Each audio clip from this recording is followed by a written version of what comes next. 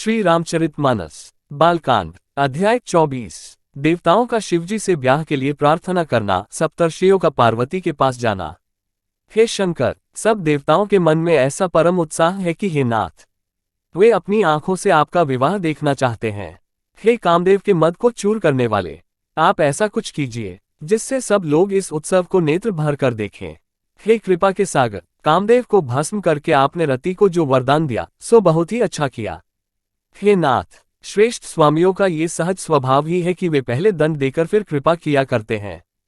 पार्वती ने अपार तप किया है, अब उन्हें अंगीकार कीजिए। ब्रह्मा जी की प्रार्थना सुनकर और प्रभु श्री रामचंद्र जी के वचनों को याद करके शिवजी ने प्रसन्नतापूर्वक कहा, ऐसा ही हो। तब देवताओं ने नगाड़े बजाए और फूलों की वर्षा करके जय हो, देवताओं के स्वामी जय हो, ऐसा कहने लगे।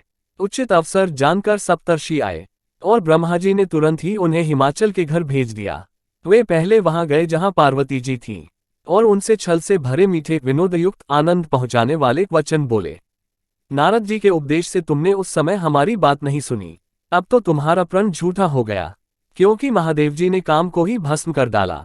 ये सुनकर पार्वती जी मुस्कुराकर बोली, हे विज्ञानी मुनिवरों, आपने उचित ही कहा। आपकी समझ में शिवजी ने कामदेव को अब जलाया है, अब तक तो वे विकारयुक्त कामी ही रहे, किंतु हमारी समझ से तो शिवजी सदा से ही योगी, अजन्मे, अनिंद्य, कामरहित और भोगहीन हैं। और यदि मैंने शिवजी को ऐसा समझकर ही मन, वचन और कर्म से प्रेम सहित उनकी सेवा की है, तो हे मुनीश्वरों सुनिए, वे कृपानिधान भगवान मेरी प्रतिज्ञा को सत्य करेंगे। आपने जो ये कहा कि शिवजी ने कामदेव को भस्म कर दिया, यही आपका बड़ा भारी अविवेक है। हे तात, अग्नि का तो ये सहज स्वभाव ही है कि पाला उसके समीप कभी जा ही नहीं सकता, और जाने पर वह अवश्य नष्ट हो जाएगा। महादेव जी और कामदेव के संबंध में भी यही न्याय बात समझना चाहिए। पार्वती के वचन सुनकर और उनका प्रेम तथा विश्वास देखकर मुनि हृदय में बड़े प्रसन्न हुए। वे भवानी को सिर नवाकर चल दिए और हिमाचल के पास पहुंचे। उन्होंने पर्वतराज हिमाचल को सब हाल सुनाया। कामदेव का भस्म होना सुनकर हिमाचल बहुत दुखी हुए।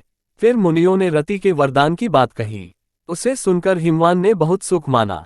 शिवजी के प्रभाव को मन में विचार कर हिमाचल ने श्रेष्ठ मुनियों को आदरपूर्वक बुला लिया और उनसे शुभ दिन, शुभ नक्षत्र और शुभ घड़ी शोधवा कर वेद की विधि के अनुसार शीघ्र ही लग्न निश्चय कराकर लिखवा लिया।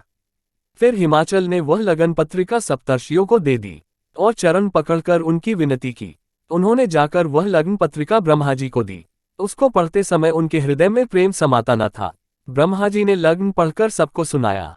उसे सुनकर सब मुनि और देवताओं का सारा समाज हर्षित हो गया। आकाश से फूलों की वर्षा होने लगी, बाजे बजने लगे और दसों दिशाओं में मंगल कलश सजा दिए गए।